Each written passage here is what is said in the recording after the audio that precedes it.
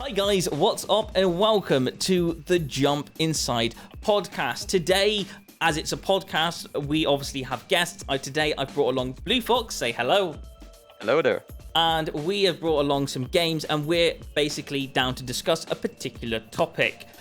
Blue Fox, do you remember what the topic is? I remember, but it's your podcast. So... How lawbreakers and law enforcement should be depicted in video games. Yes.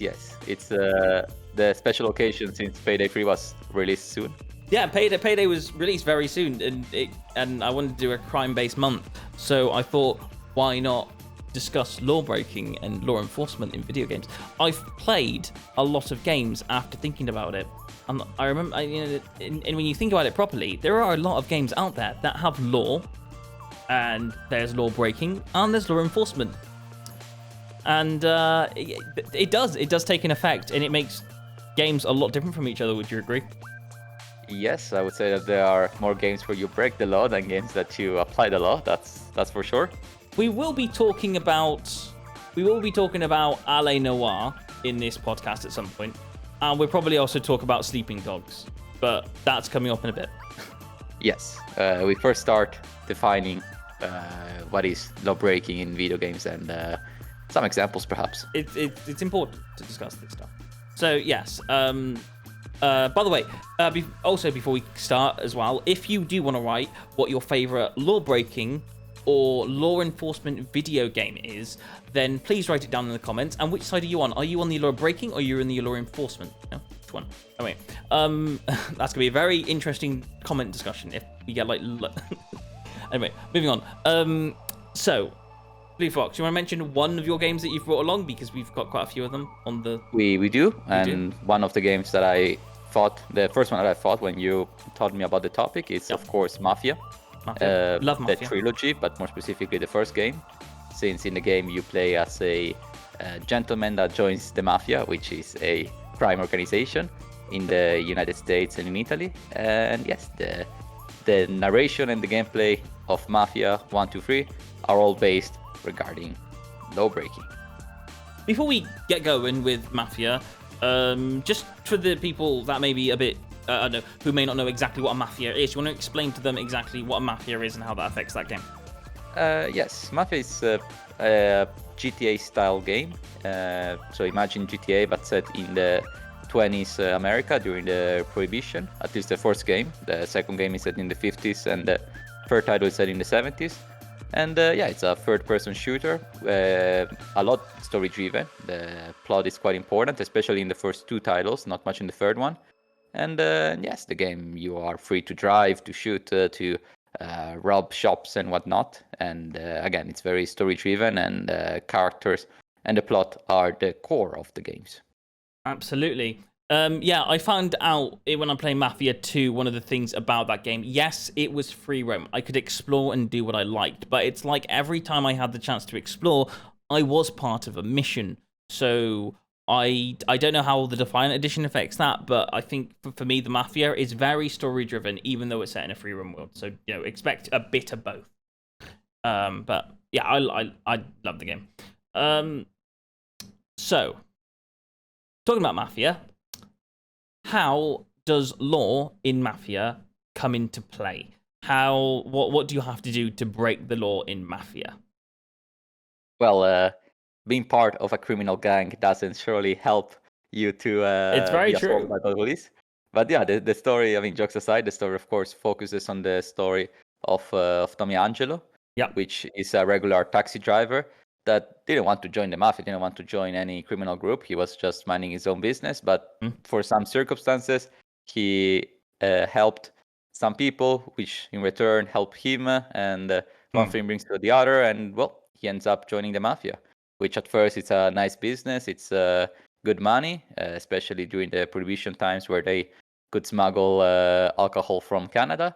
But then, of course, we do have the side of betrayals and war gangs and the police and everything in between. In the game, the main plot is, of course, Angelo narrating what happened during his time in the mafia to a detective. So in the game, he tries to absolve himself, or at least to try to find a deal with the police. to get the top dogs arrested in exchange, of course, for some benefits and to be a protected witness. And yes, during the game, he narrates what happened and who betrayed who, and there's a lot of betraying going on, and what crimes are committed, and eventually how the story ends, which I will not spoil. Okay, no, yeah, okay, I can see where you're going with that. Yeah, it's I think one of the things for me and Mafia was even though there was law and you break the law and the law happens, it feels very story-driven law compared to a game like GTA where you just break the law whenever you want to. Police come, they surround the area.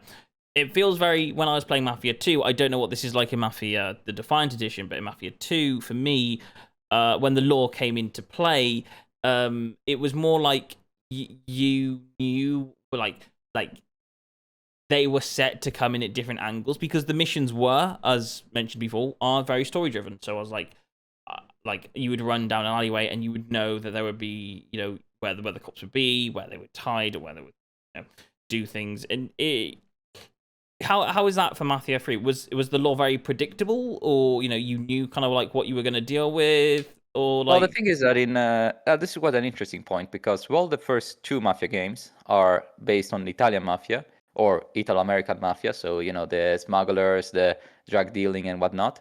The third title is based on the Afro-American gangs of Louisiana in the 70s, and it's a bit weird because the game takes more of a how can I say this? Like you are a bad guy but fighting for a good cause. Desegregation and these other mafias which are even more evil than you. So it's more of a feels more like the first Watchdog games. It's you are vigilante kind of figure. I mean, yeah, you're still part of like the gangs, which they don't want to follow the law, but it's you are fighting other mafias most of the time. You're not fighting the law enforcers, so it's a bit of a different experience. In the first title, that's why I brought the first title as my main title for this podcast. It's much more evident. You do kill politicians. You do have to rob banks. You do smuggle drugs. It's you do commit quite not legal things. Let's put it simply. Yeah. You break the law very often. Let's put it that way. Basically, if Blue Fox doesn't become a YouTuber, which he needs to become a YouTuber now because he could physically go into criminality. He knows his stuff. Right. This is for legal reasons. That's a joke. That's always what I say. For legal reasons, that's a joke. Yes. But yeah. Around that whole topic, yes, that does. Yeah. I love it. Games like GTA, so the opposite end of the park, right over there. Well, it actually depends what GTA game you're playing, actually, to be honest with you. Because if you're playing GTA Online or GTA 5, cops affect in a different way. So, for example, and I think we should discuss this quite soon in the podcast, how does the law... Because you play GTA? You've played GTA Online, I presume? I've played the GTA 5. I haven't played much of the online. It's pretty much the same. So, GTA 5 then. How does breaking the law in GTA 5 work for you? For like, how does that affect your experience when playing a game? The thing is that, of course, Mafia and GTA are quite similar in this regard. You do play as a criminal. Yeah. I would say that GTA, the law breaking the game, it's a bit more, how can I say this? More, there's not too much charm about it. It's, you're a protagonist, you're robbing banks, you are killing gang opponents and whatnot. The police, it's ridiculous. You fight the military if you get 5 stars. It's a bit over the top. In Mafia, that doesn't really happen. So it feels a bit exaggerated, a bit Hollywood-esque, if you will. Yeah, I agree. In GTA 5. In GTA Vice City, I feel it's a little bit more realistic, or in the sense that it's a bit more similar to that 80s vibe in Florida with the Colombian drug dealers bringing in the stuff from South America to Miami. So it's a little bit more realistic in this regard. But in GTA 5, it was it's very Hollywood-esque. It feels like a movie, a bit exaggerated. I think when you go to GTA, and you've really got to talk about GTA in a sense, the wanted level. The wanted level in GTA is the real thing that defines it. In GTA 5, there's 5 stars. In GTA 4, as you know, there's 4 stars, even though 5 stars in GTA 5 is a lot worse. Because they will just send in SWAT teams, and they will send in more police depending on what the star rating is. And I find it a little bit... I don't know, you shoot someone, you get an immediate 2 stars, all that kind of stuff, and they do just send waves of cops, and the way to escape it is by leaving the circle.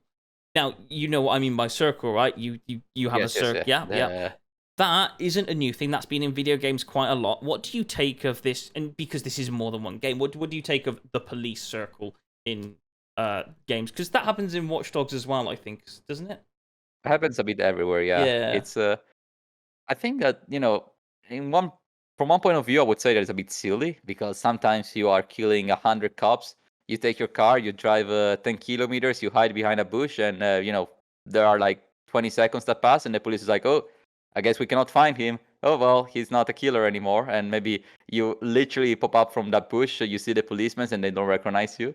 So from this point of view, it's a bit silly, but of course it's a video game, so it has to be quite playable. I did enjoy the fact that in Mafia 2, I don't remember if it's the case also in the other two Mafias, but in Mafia 2 specifically, if you do something with your car and you're wanted, the license plate of that car will be recognized by the police. So you get a little icon. It's like, hey, you're still being searched, although not actively. So you did hide and you did come out. That car specifically, if a cop sees it, they can recognize the license plate and be like, that's the criminal we were searching for. So I do like that detail. Also because you can go to a shop and change the license plate or just take another car. So that was a nice detail. And also in Mafia, it also has a star system. But when you get 1 star, it's funny, because in the Definitive Edition, you just get a fine. So, for instance, you're driving too fast, which, yes, it's an offense. You get stopped by the police, you pay the fine, and then you just leave. You said, okay, I paid the $50 fine, and that's it. I don't need to be killed for speed limiting while driving, right? It's a criminal offense, but it's not that serious. So I do like how it's a bit more proportionate. It's a bit more realistic in this regard than GTA. I find that quite interesting, actually. The first time when you play Mafia, when you drive a car in Mafia, there's a button in Mafia 2. I don't know if you got it in Mafia 3. I presume you got this in Mafia 3, considering you said drive at the speed limit. There's a button, press on your controller, and you auto lock into the speed limit. You can't drive faster when you press that button down. You can't drive faster than the speed that it says on the road. You play that game following the speed limit. I think that should be a feature in Grand Theft Auto. Could you imagine if they stop you for speeding in Grand Theft Auto? That would be... I don't know if that would help or make it worse, but I don't know.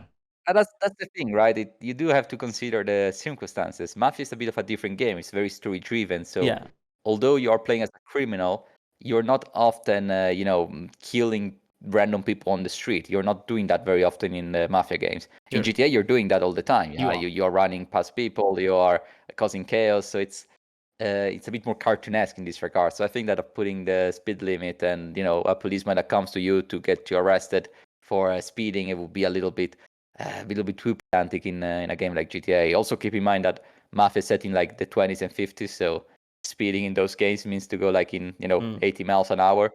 Well, the cars can go so much fast back then. While in GTA, it's set in modern times, so you do get very quick cars and airplanes and whatnot. So it's but it does. I don't know if it would work. It would be maybe in some missions, maybe mission based, that you have to be cautious. You have to be you have to fly under the radar. So if you drive recklessly, then the police can find you out. That would be a nice feature for specific missions. But for everyday gameplay, I don't know. It's maybe a bit too much. I do like the fact that in Mafia that they haven't just like created a Grand Theft Auto copy set in the past. They've really gone into certain specific details and stuff like that. They've gone like, how do we affect the cops? How do we make our free roam world? Let's make it story driven. Let's make the cops like this. Make sure it's not a copycat of Grand Theft Auto. And it like Grand Theft Auto is one of the biggest games out there when it comes to free roam open world. But it's not the only version of that. It's not the Defiant version. There's loads of other games that do just as well, again, like Mafia, and I think it works perfect. Have you played any Wild West games? Any Wild West games? Yes, I've played Carlos Suarez Gunslinger. Yeah. And yeah, the game is not free roaming, so it's there is of course the sheriffs and whatnot, but yeah, I mean, law breaking is not the major part of the game. Also because you are a bounty hunter in the game, so you in theory are the law enforcement. The usual dead or alive people you have to seek, like Jesse James and the Dalton brothers and whatnot. So you are searching for those people. You're not a sheriff per se, but you are working for the government, for the police. Always go like with those games. It turns from, instead of the laws coming after you, because everyone's on horses and all that kind of stuff.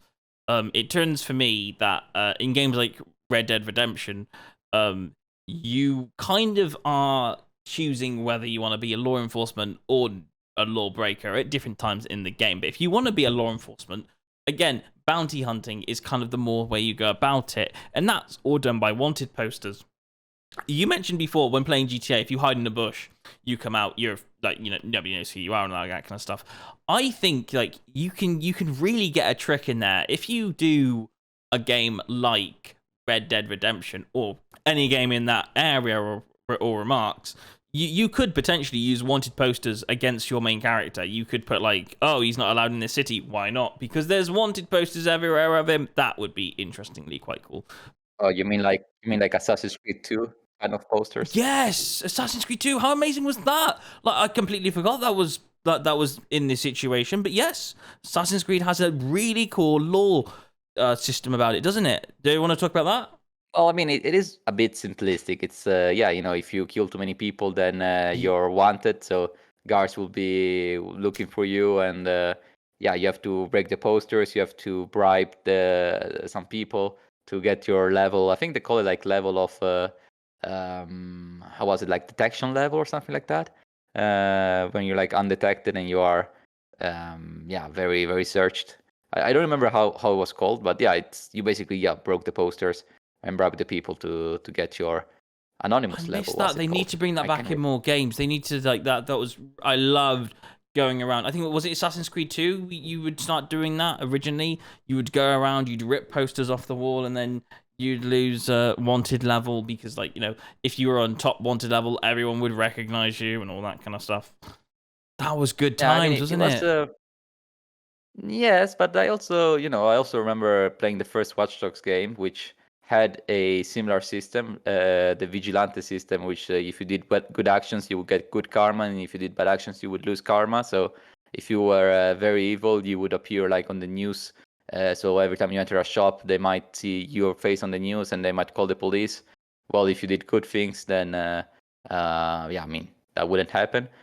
But I remember hating this system because in that game, which again, Watch Dogs is also a very GTA-like game, third-person shooter set in Chicago in modern times. In those type of games, you want to fool around. You do want to break the law sometimes. And, if you did that for 10 minutes, then you need to play for like half an hour to redeem yourself, which it was very annoying. And I really didn't care. I mean, why was I punished to play the game? It makes no sense. I'm very glad that they removed this feature from Watch Dogs 2, for instance. How do you find in like the Watch Dogs series? How do you find the lore in that particular game? More specifically in Watch Dogs 3, from what you've seen and what you've known about it. Like, I think it's a bit in Watch Dogs 2, but it's only in Watch Dogs 2. When police guard certain areas and they're like, the moment you trespass onto a thing, you're in a guarded area and everyone will shoot you. Like, how do you, like, in that aspect, how bad should that be? Like, if you go into a trespass area, exactly what should the cops do if you were in charge of that game? Well, I think that many games do it a bit too simplistically. For instance, in Watch Dogs 2, if you enter a trespassing area, they would just shoot at you, which was a bit exaggerated. I mean, some areas were not that far away from where you would normally drive and roam. So it felt a little bit silly that if you just enter an alleyway, because that would apply both for the police and also for other gangs and all the private security and whatnot. So there were many areas where we usually would find treasures and collectibles. And yes, I felt that was a bit too silly. I would say that video games should try to apply more levels of security. So there are some areas that are public, some areas that, yeah, if you trespass, the guard would come to you and be like, hey, leave, and then you would just need to leave. They wouldn't get too mad about it. And then, yes, some areas where if you are caught, then you are in great danger. So in this regard, I would say that in Assassin's Creed Syndicate of all games, I think they've done it quite well. There is one mission where you have to rob the Bank of England. And yes, there are some areas that are public, some areas that if you go there, the police will be like, hey, get the hell out of here. And there are some areas where you really get in trouble if you go. So in this regard, I would say that was a very good example of a game that did it right. Without getting distracted, I love Assassin's Creed Syndicate. By the way, it's one of my favorite Assassin's Creed games. I don't know why it's not portrayed that much, or people don't talk about it. But I love Assassin's Creed Syndicate. One of my favorites. Right. Okay, let's talk about the opposite side of the poll, shall we? Because there is an opposite side of this. Not big, not major, but there is an opposite side of this. Sleeping Dogs is one of them. You've played Sleeping Dogs, if I'm correct. I have, yes. It's a game that I adore. It's been a while since I've last played it fully. I've played it here and there, but to play the whole campaign, it's been many years. I don't remember the details too well, but it's a fantastic game. I really liked it. Now let's talk about the big elephant in the room in this particular one. You play as an agent who's undercover, and one of the things that you don't get to use for the majority of this game are guns. You have to do everything mostly with fighting. There is guns in the game, but it's not like you have access to them very easily, is it? Yeah, it's which to be honest, I think it's a very good thing because first, I love it. It's a bit more realistic because it's yeah, I mean maybe GTA is set in America, so maybe in America it's easier to get a gun, but in the rest of the world it's not. Having a gun is quite a big deal, so it makes sense. I mean, when there are fight of gangs, they might just fight hands and kicks. It's a bit more immediate. Then in some occasions you do need to use weapons. That's true, but it's not always about shooting. It's not the minor conflict and 20 people die. That would be national news for a whole week if that happened in real life. So it's a bit more realistic that there are not 20 guns. And also, again, you're a detective, so it is true that you're undercover, but you can't go there and massacre 100 people just to arrest one person. I mean, you want to avoid. You'd be worse than the person you're arresting in that case, wouldn't you? Yeah. I mean, exactly. Wasn't it Batman that said like, oh, if you kill a killer, then the number of killers is the same? Yeah, I mean, if you kill 100 people, then it's you're clearly not being a detective. You're a psychopath. So I do like the fact that you have to fight. You have to fight with your fists. So then you knock out the bad guys, quote unquote. But yeah, in the games they do have guns, and you still can run over people with your car. So I do love the waves in that game because it does do that mini game where you have to fight off waves, and it's a little bit more tricky because most games you do it with guns, and it's got guns in, but this game it doesn't have guns, so you have to. Well, it does have guns, but there's not. They're not. Well, realistically, there isn't that many guns in the game, so you do these weird challenges where you have to take out rounds and rounds of enemies, and it's just so fun to kind of like have a bit more of a challenge in a game for once, and I love it.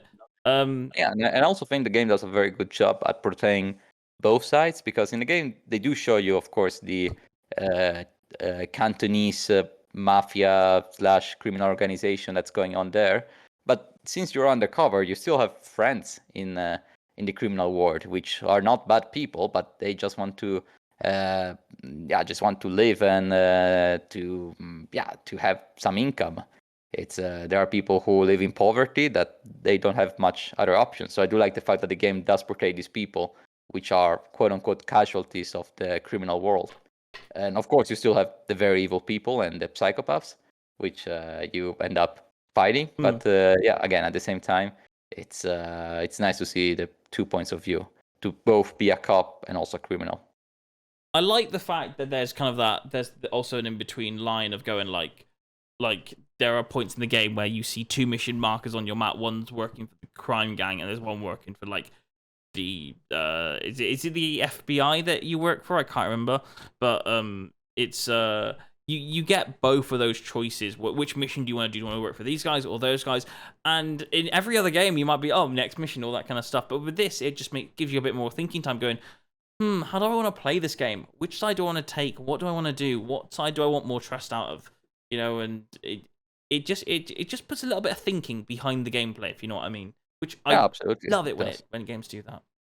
Yeah, it does, and also there are some other games which you might be a criminal. For instance, in the Mirror's Edge one in Catalyst, you are playing as a lawbreaker, but you're doing it for a good cause because the government is corrupt. It's a dystopian future, and you are giving information around different resistance groups that are fighting this oppression. So in the game you are being a criminal. The police will follow you if you do something criminal, but at the same time you're doing it for a good cause. So it's a bit of more of a gray area, if you will. And let's talk about criminals, or not so criminals. Let's talk about the bad guys in Mirror's Edge, by the way, because as you know, in a lot of Mirror's Edge 1, which is possibly one of the shortest games in existence of completion, you basically run the game, and when there's enemies in the way, you are human. I like the fact it creates you human. There's no shortcuts around an obstacle. You have to figure out a way to get around it without getting shot at. Because if you get shot in the game, that it's gonna end the game really quickly. If you know what I mean. And besides, you do not have guns as well in that game. You have to disarm the guards. You have to kick them. You have to push them, but you cannot. You cannot shoot them. Finding that method of finding the right thing to jump over to get to the person that you want to get to, and not kill them, but knock them out with your feet, just makes you. It just I don't know. It just makes me feel really awesome in that thing. It just makes me feel like someone who's really good at running and jumping, all that kind of. It just gives you the parkour feel, and I love it. Okay, so going on from that, my next question: how does the criminal aftermath really affect? So, for example, you've played Fallout 3, I presume. I have, yes. Yes. So, do you know when you do something in Fallout 3? Yeah. The radio guy comes on and says, "Welcome to GNR station," all that kind of stuff, and he mentions something that's happened in the game. Yeah. Yes. We're at a more modern time. Yeah. If someone, let's say, for example, breaks the law in a video game, should that affect things that happen afterwards? I know Assassin's Creed do this a little bit, and some other games do this a little bit, but do they do it at an impact that you think is suitable? Do you think certain impact should be bigger on, let's say, the thing is that most games that do have some morality choices within the game, let's take Dishonored as an example, it does change the ending. So if you are killing every single guard and every single person, then you are becoming quite evil. You're not, you're becoming basically the thing that you were trying to prove that you were not, which is an assassin. Then you get the bad ending. But if you are being fairly peaceful and being very quiet and just killing the targets that you have to kill, then you get the good ending. And in this regard, I like it because, of course, then it does have some consequences on how you play. But at the same time, I think it's a bit weak that happens when usually happens just at the end. So you choose how to play, and based on that, the ending changes. It's like, okay, cool, but maybe you want to have some effects down the road, or while you're playing to see the consequences. In Fallout 3, the radio guy does say on the radio what has happened in the wasteland, which usually it's about the quest you have completed, and he judges you. And I remember being judged for the good things and the bad things I've done. For one quest specifically, I've chosen to do something which I've considered to be nice, or the good outcome. But the radio guy disagreed with me, and he's like, "Oh yeah, this jerk stopped this guy's dream of doing." I don't remember what was the quest about. I think it was the ghoul quest for the hotel, which I stopped the ghouls. I was like, okay, no, I don't want a ghoul dictatorship in this place of the wasteland. Why would I? And the radio guy, he judged me. He was like, oh yeah, this jerk who killed the ghouls. I mean, that doesn't consider them human. So that was a consequence which didn't have an impact on the gameplay itself. The other quests were not related to this, but it did have an impact on the player itself, because what I do has a consequence. But at the same time, I feel a bit it can be a hit or miss. You really have to calibrate this mechanic quite precisely, because otherwise it feels that you're judging the player for playing however they want, which it's a bit of paradox. Why would you do that? I buy a game to play it how I feel like it. Why do I need to be judged if I want to break the law or not? So, I it's a think double-edged there's sword. a thing like that. Then, yeah. Does morality in like in stuff like that really take a big effect in law breaking games and all that kind of stuff? Like, I love breaking the law in video games. When there's a certain morality choice, that adds in a certain effect into particular games. So, let's say, for example, as you were mentioning. By the way, what mission was that you were talking about in Fallout 3? I think it was the one with the hotel, the one that the ghouls want to get in but they can't, and if you choose to side with the ghouls, they start a revolution and they kill all the people inside. I The hotel know. How becomes sneaky theirs. is that? And then, or you could kill the ghouls and be with the rich people, and they'll get you the reward. It's the same hotel where you can choose, if you choose to do it, to make the atomic bomb explode. Do you know what happens if you? Do you know what they do with the bodies in that particular mission? I don't remember. It's been a while. They put them in the basement. But they do it very slowly. If you go over there a few times to visit, you'll slowly start seeing people missing. It's really creepy. But they don't tell you that when you complete the mission. They don't actually physically tell you that. You just figure it out by. Yeah. So I never noticed, or I don't remember. No, so yeah, basically, there's actually 3 options. There was the you can you can kill them, yeah. You can start a revolution and make them fight their way in, or you can make them live together. That is also a revolution. Oh, okay. I guess then I was a bit of a jerk. I didn't know there was a third option. So basically, you can make them live together, yeah, and the ghouls will move in with the humans, and the ghouls and the humans will live together. But in that third option, you slowly start seeing people missing as you keep visiting it. Oh, okay. And if you go in the basement in the hotel, they all turn against you. You're like, whoa. Oh, so it's not even a good option either. I mean, there's no good scenario in that game. There's no good scenario. All scenarios are bad in that particular mission. Even the good ending has a real bad plot line. It's yeah. Yeah. But anyways, going back on track. I would say that morality system in video games, they can work for some titles, but I don't want them to be the defined. Again, like the example I've done for Watch Dogs. I don't want my gaming experience to be ruined because I want to play however I want. I understand consequences, but one thing is to have consequences, and one thing is to say, oh, you're playing the game wrong. Oh, do it better. It's like, why? I'm just playing however I feel. It's sometimes I feel to be a jerk, and sometimes I want to be a hero. Like, why do I need to choose all the time one or the other? I understand in an RPG, because in a game like Fallout New Vegas, you do if you do commit something bad in one city, that one city will hate you because they will be like, hey, that's the guy who has killed our sheriff or whatever. So you don't like that guy. So that makes sense, right? It's an RPG. It's you're developing your character how you wish, and you make friends and you make enemies.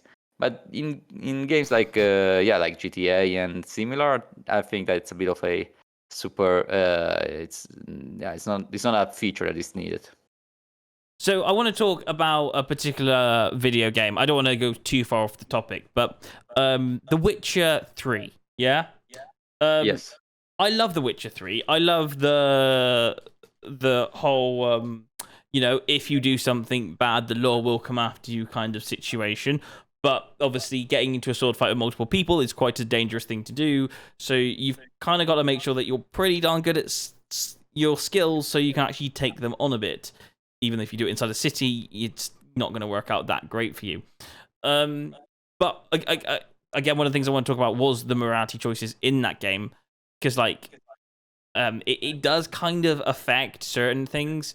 And I love the fact that there's a bit of a blurred line between the morality choices, and that comes to effect in games like other games like Watch Dogs and GTA, where you do have choices in Watch Dogs and GTA, but they're based on, like, in GTA it's based on crew members, and in Watch Dogs it's based also on who you employ into your thing. There's no right or wrong way. It's just who do you want? What's your choice in a certain situation? I like that kind of like blurred line choice morality thing. All right. Moving on to I don't know. Here's a game that I'm not too sure if you've played or not. Have you played the game Alley Noir, or have you heard of it? I have heard of it, but I have not the pleasure to have played it. Okay, so Alley Noir is literally a game where you full on play as a detective, not an undercover detective. You play as a detective, and you go around the city and you actually play as one of the police people. I think there are now 2 games out where you play physically as police, because I think there's Police Simulator as well, where you now are physically a policeman and you go after criminal activities. Consisting that you have to literally abide by the law in those games when you're chasing after criminals. How do you think like playing as a police officer should affect? And should more games have a system where you play as a police officer? Yeah, well, it's definitely a interesting aspect to play as a detective or a lawyer or a lawmaker. There are some roles in society that they might be more exciting than what as we can imagine. For instance, Phoenix Wright, you play as a lawyer, so it sounds a bit boring that you have to defend people who are accused of crimes, but then you help them out, you do the investigations and whatnot, and it's like, hey, yeah, you're cool. I'm figuring out, and I'm able to catch the real criminals. Or as you said, in L.A. Noire, you are literally a detective, so you have to interrogate people, you have to judge if they're lying or not, you have to put the pieces of the puzzle together, and yeah, that can be an interesting aspect. I would say that, of course, it's a bit of a boring premise in the sense that you are limited to do things. If you are a criminal, you can do whatever you want. If you are a police officer, you have to follow conduct. So when you play a video game, you do want to have as much freedom as possible. You don't have to be a criminal per se. In a game like Zelda, you're not a criminal, but you're not a lawmaker. You're just an adventurer. So you don't want to be bind towards a specific job. But being the good guy can be interesting, and definitely there can be a unique gaming experience. But it can only work in certain aspects, of course. You cannot be a policeman in GTA, for instance. Of course, you really have to calibrate which games can work. Have we mentioned all the games on your list? Yeah, I don't know if we've mentioned them all yet. How many games we've got left to mention? I think we've got Yakio Zero. I've never played that game, so do you want to explain how that works? One of the last game I wanted to bring in today's podcast was Yakuza 0, or the Yakuza franchise. The Yakuza is basically the Japanese mafia, so you can imagine why I chose this game. But it's interesting because in the game you do play as Kiryu Kazuma, which is part of the Yakuza, but he's a good guy. He doesn't want to kill or harm people. He wants to do the right thing, which is a bit odd because he's in the mafia. So there's a lot of beat 'em up. There's a lot of people you have to beat, but usually you do it for a good cause or to bring stability to the family, because every game of the series, which I've picked Yakuza 0, but happens in Kiwami 2, 3, 4, 5, 6, happens everywhere. There's usually a conflict between the clan and the families that you want to solve to avoid a full-on war. So in the game, it's ironic because you're part of a criminal gang, but you're doing anything but being a criminal. So it's a bit of an odd one out, if you will. Okay, I'm going to slowly start to bring this to an end, but there is a question that I really want to push out there as I bring this to the end. What is your favorite crime-related or law enforcement video game which depicts the law the best way possible, and why? If we are strictly speaking through this lens of which game does this topic more justice, I would go with Sleeping Dogs, because it's a game where you both get to see the criminal and the police perspective of a story-driven adventure, which regards with the Chinese mafias and whatnot. I think that's the best game that does it justice. Mafia, it's a fun game where you play as a mafioso and whatnot, but it's a bit banal, we could say. We've seen countless movies where you are whether it's the mafia guys bringing the wine from Canada or whatever. Well, in Sleeping Dogs, you do get quite a unique experience. Being an undercover agent, you get to see you try to get to be behind the ranks. I mean, in the game, you have to convince the mafia that you are a big shot. But of course, you cannot convince them by doing a massacre because you're still a policeman. So it's you're still a secret agent. And also the police has some sketchy things going on. So it's not always black and white. So it's, I think for today's topic we've discussed, I think Sleeping Dogs is the best game. Okay, all right. You know what? I'm going to give it a little bit of a twist for me. I'm going to say one of my favorite video games that depicts law enforcement. Yeah. Yes. I'm going to go straight up the. I'm going to go straight up the angle of going with a game we haven't actually physically mentioned yet, but I thought this is the game that came to my head, and I was going to go with the Hitman series, the latest Hitman series. I like the way the stealth works, the way you walk around a building, and when you go into a trespassed area, of how the actual the enemies or the guards or whatever you like to call them react to what you do and how you move around things. I like that. I love how you don't immediately get like shot at straight away. There's that kind of like, oh, you're in the area, you got to get out of here, situation, or they might lead you out or stuff like that. So I do kind of like that.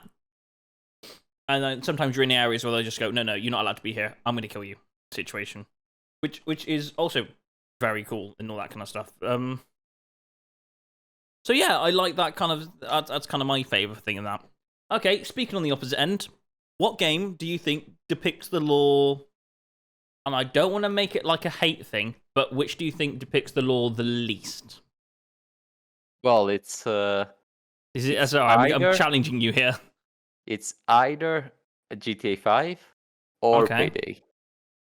Oh, okay. I want to hear your reason behind both of them, if you don't mind. Well, for GTA, I've already explained. It's the police is a bit Hollywood-esque, you go next to a cop and he shoots you. It's very exaggerated. If you fight the police, the military will come to you with tanks and helicopters and whatnot. I mean, it's fun. Don't get me wrong. It's I like playing GTA for that reason. But you don't play GTA for the realism. How the law is depicted. Then yeah, the law is not depicted very accurate. They will not call the military on you because you're fighting.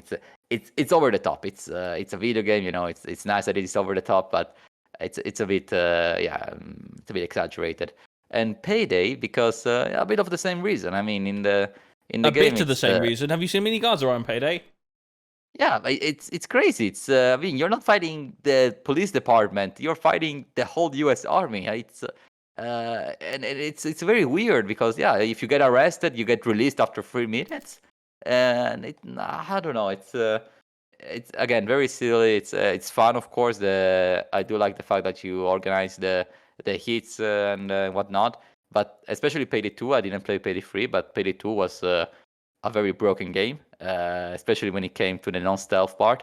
It's you just get this horde of enemies. It feels like very Left 4 Dead, which for a 2013 game is fine, but playing it now it feels very outdated. It's the planning in Payday 2 was it wasn't tedious for the right reason. It was tedious because the controls were tedious. You had to move a hostage. You had to shout for them to stand up. You had to move by indicating where they had to go and then lean down to to break in from windows and whatnot. Also took a lot of time. It was just janky as a game. The movements felt very bad. You couldn't lockpick if you didn't have your mask on, which is like, why? Why are you physically limited not open door because you don't have your mask? Actually, I'm going to pause you for 1 second before you continue.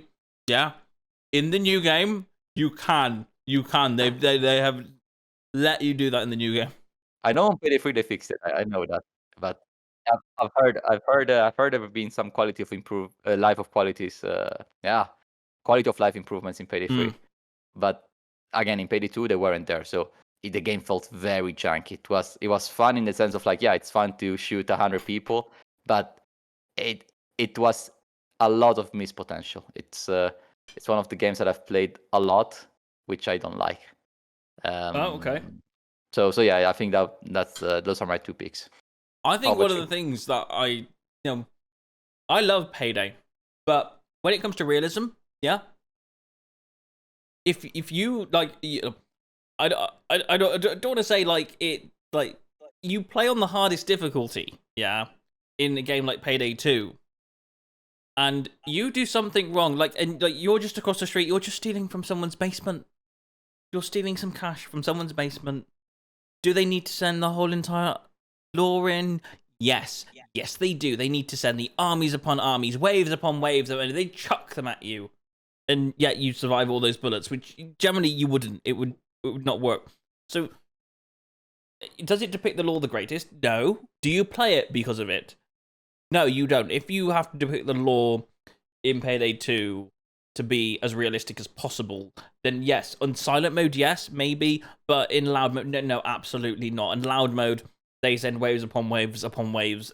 An unrealistic amount of cops go after you, which is like a nightmare, absolute nightmare. And which is the game that you think that is the least that does the worst job at depicting low breaking and low making and forcing? I don't know. I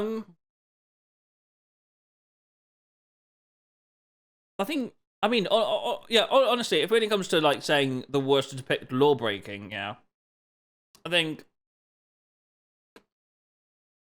you have to depict the game with the most cops that come after you. And I think kind of Payday gets that crown. Does it not? Like, I think Payday gets that crown of having an unbelievable amount of cops that go after you, because that wouldn't happen. Not for but more than the number of cops, it's also how they function. It's I mean, in a game like Yakuza, yeah, you do have some surreal fist fights between the Yakuza big shots and whatnot. It's very feels very Japanese movie of the 80s, but the structure of the organizations and the drama and the stab backing and whatnot, they still work quite nicely in the game. So the story, it's well done, but Payday doesn't have a story, so it can only rely on the number of cops they send you, which they also send you the military for robbing like 4 streets. I will have to add, yeah, Payday, for people who know Payday, it's actually set in a parallel universe, in case you're wondering. And things on that game are not accordance completely to the world that we live in. So a little bit of sci-fi in that game. Just a tad, not too much, but just a tad. Oh, that feels very out of the place. But still. Yeah, I know. Yeah. It has... There is a bit of space-time energy in that game for people who know what I'm talking about. I think one of the best games... I'll go back to one of the ones that are best games. I think some of the best games that depict date law, one of them I played, Star Citizen, was really good at it. They made them dress up in the greatest uniforms. They actually physically send you to prison if you break the law, which is fantastic. You have to spend time in actual prison. I think we've kind of mentioned it there. I think the games that depict law really good are going to be certain games, but I think the ones that depict it kind of probably the worst are the games that aren't meant to depict it the best. They're there to depict it the worst, because it's meant to be a certain amount of level of fun for the people that it wants to entertain. So I think that's kind of the answer that we've come over here. Anything you want to add before we conclude? I mean, of course, there are some games that depict the law more realistically, some games that do it more cartoonish, but at the end of the day, the games can be fun or not fun, regardless of this reason. It's Mafia, it's a good game that depicts crime, but it's usually, all of the free titles are not that good, gameplay-wise in comparison to GTA, but so there's not a direct correlation, but of course it is fun to think and to analyze the crime depiction games have. Which finalizes my end decision as going, I think one of the best games that has a bit of law breaking, a bit of realism, a bit of wanted levels, a bit of this, a bit of that, a realistic level if the game came out today, out of like the amount of missions that you do in the game, the exploration, the whole events of being able to go back and forth between cities, and also to depict the lore as well as the bad guys. I will now have to conclude this video as saying that why have we not received a sequel to the game Gun? That's the podcast for you right there. Thank you so much for watching and listening. I've been Seb. This has been Blue Fox. I'm concluding it on the game Gun as saying it needs a sequel. That was the whole point of this video. Yeah, hopefully you enjoyed. Yeah, well, thanks for having me. You can visit Blue Fox's video and his channel by clicking on the links in the description, which I'll include. He is released a video on his channel, where he talks about how many cities, or so is it 4 cities that repeat themselves in a lot of video games? Yes. How video definitely games worth a watch. Should set their video games. Should set their games in more cities rather than the usual London, Paris, New York, and Tokyo. I don't want to reveal too much. But yeah, no, yeah, exactly. Definitely go over there, check it out. He's doing incredible on YouTube, so yeah. Thanks so much for watching, and I will see you guys on another Jump Inside video. Goodbye. Bye-bye.